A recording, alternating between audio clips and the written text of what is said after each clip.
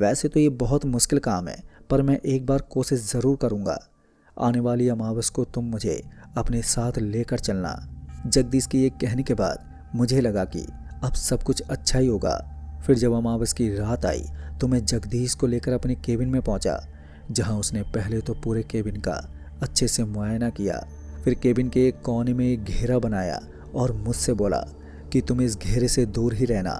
साथ ही जगदीश ने यह भी कहा कि हो सकता है कि सुमेर जब आवाज़ दे तो मैं तुम्हें ना दिखूं, पर तुम घबराना नहीं और इस बार भी तुम वो ही करना जो तुमने पहले किया था, बिना डरे लीवर खींच देना। जगदीश की पूरी बात ध्यान से सुनने के बाद मैं इंतज़ार करने लगा उस पल का जब सुमेर दस्तक देता था। मेरा वो इंतज़ार बेचैनी से भरा हुआ था। फिर जब ट्रेन संख्या 1099 के आने का वक्त हुआ तो वैसे ही हवा सर्द होने लगी और जैसे मैं लीवर खींचने के लिए लीवर की तरफ बढ़ा तो वैसे ही एक तेज चीख मेरे कानों में पड़ी। वो चीख इतनी तीखी थी कि मुझे अपने दोनों हाथों से कानों को बंद करना पड़ा।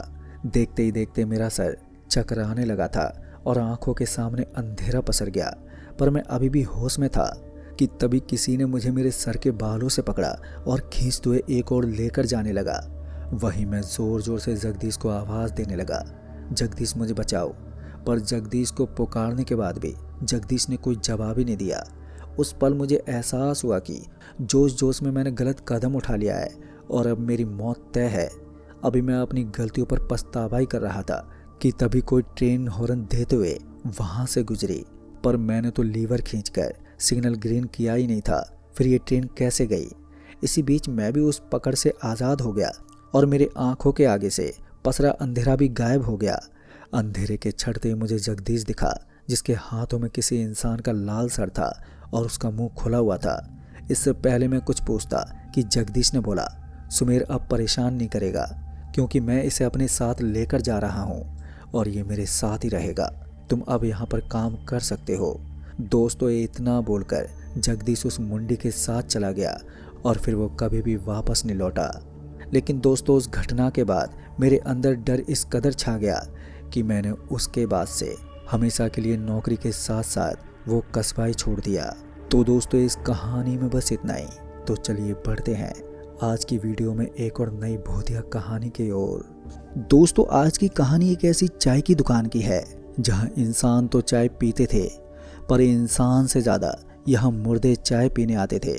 और वो मुर्दे कहीं और के नहीं बल्कि वहीं पर किसी हादसे के शिकार हो चुके थे।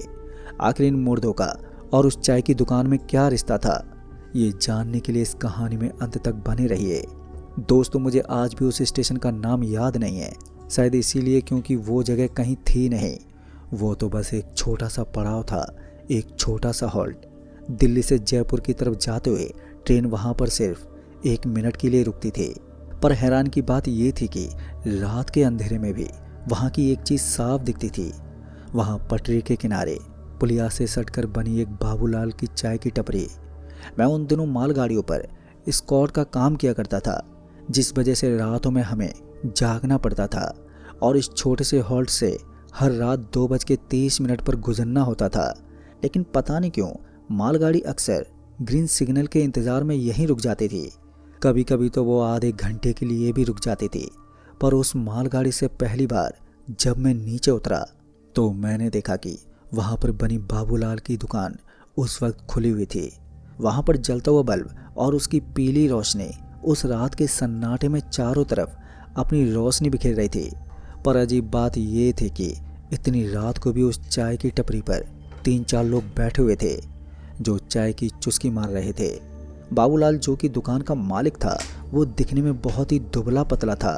उसकी सफ़ेद दाढ़ी थी और उसकी आंखें हमेशा देखने से ऐसी लगती जैसे कि वो बहुत दिनों से थकी हुई हैं, यानी कि वो काफ़ी दिनों से सोया ना हो। बाबूलाल के पास पहुंचते ही मैंने उससे एक कड़क अदरक वाली चाय मांगी और चाय की 1-2 चुस्की ली थी कि तभी वहाँ पर बैठे सभी लोग मेरी तरफ देखने लगे। पर उन्होंने मेरी तरफ देखकर कुछ भी नहीं कहा और वापस से अपनी अपनी चाय पीने लगे। पर हाँ, उनमें से बैठे एक आदमी ने बस मुझे घूर कर देखा और अपनी चाय का गिलास पकड़ लिया। पर अजीब बात ये थी कि वो सभी देखने से ऐसे लग रहे थे जैसे कि वो एक जिंदा लाश हो। फिर अगली रात जब मैं बाबूलाल की दुकान पर पहुंचा तो मैं न पाया कि बाबूलाल पहले से कहीं ज़्यादा खुश मिजाज लग रहा है। और इसी बात का फ़ायदा उठाते हुए मैंने हिचकिचाते ही सही मगर पूछ ही लिया, बाबा ये जो लोग यहाँ पर आते हैं ये कौन है? मेरी बात सुनने के बाद बाबूलाल जी हंसे, मगर उनकी हंसी में एक अजीब सी बात थी जिससे ये पता चल रहा था कि वो कोई राज छुपा रहे हैं। मगर क्या ये जानना अभी बाकी था।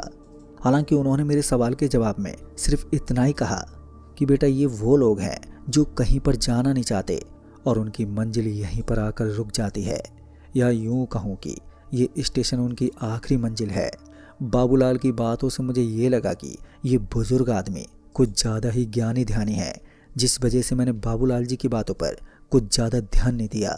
फिर इसी बीच मेरा ध्यान उन चाय पी रहे लोगों में से एक आदमी पर गया जो एकटक मुझे ही देख रहा था। उसने फौजियों वाले कपड़े पहने हुए थे और उसकी भी हालत बाकियों की तरह थी, यानी कि उसकी एक आंख में गहरी उदासी, कालापन और एक स्थिरता थी, मतलब कि कुछ न करने की चाह हो। पता नहीं क्यों उस वक्त उसकी नज़रें मुझे बेचैन कर रही थी, जिस वजह से मैं फ़ौरन ही वहाँ से उठा और अपनी बोगी की तरफ चल पड़ा।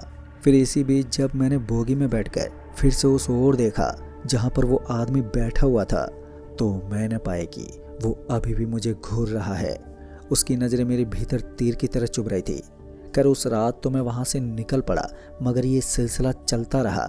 मेरी ट्रेन हर रोज़ की तरह रात के ठीक 2 बजे वहीं पर रुक जाया करती थी और फिर वहीं बाबूलाल की दुकान जहाँ लोग चाय की चुस्की लेते हुए नजर आते थे। पर एक अजीब बात थी जो मैंने नोटिस की कि ये लोग हर बार बदल जाते थे। कभी बुर्के में एक औरत होती थी, तो कभी धोती कुर्ता पहने एक किसान होता था, तो कभी कॉलेज का बैग लटकाए एक नौजवान लड़का होता था। पर इन सब में जो एक बात समान थी वो ये थी कि ये सभी बड़े ही उदास नजर आते थे। उनकी आंखों में वही एक उदासीपन और ना जीने की इच्छा, साथ ही ये अपना मुंह दीवार की ओर किए चाय की चुस्की लेते रहते थे। फिर ऐसे ही एक रात जब मेरी ट्रेन उस स्टेशन पर हरी सिग्नल के लिए रुकी, तो उस रोज़ काफ़ी घना कोहरा छाया हुआ था, क्योंकि अभी भी काफ़ी वक्त था ट्रेन को ग्रीन सिग्नल मिलने में। तो मैं बाबूलाल की दुकान पर फिर से जा पहुंचा और उनसे चाय लेते हुए फिर एक दफ़ा पूछा, बाबूलाल जी ये सब मुसाफिर हैं क्या, या ये कोई मुसाफिर खाना है? मेरे इस बार बाबूलाल जी ने फिर से उस रोज़ की तरह मुस्कुराया और कहा, हाँ हाँ ये मुसाफिर खाना ही है, ये भी कभी इस स्टेशन के मुसाफिर थे, पर अब ये यहाँ से आगे नहीं जा पाएंगे। बाबूलाल जी की बात आज भी मुझे कुछ सही से समझ में नहीं आई। आखिर वो लाल जी ने एक लड़की की ओर इशारा करते हुए कहा, देख रहे हो उस लड़की को जिसके बाल बिखरे?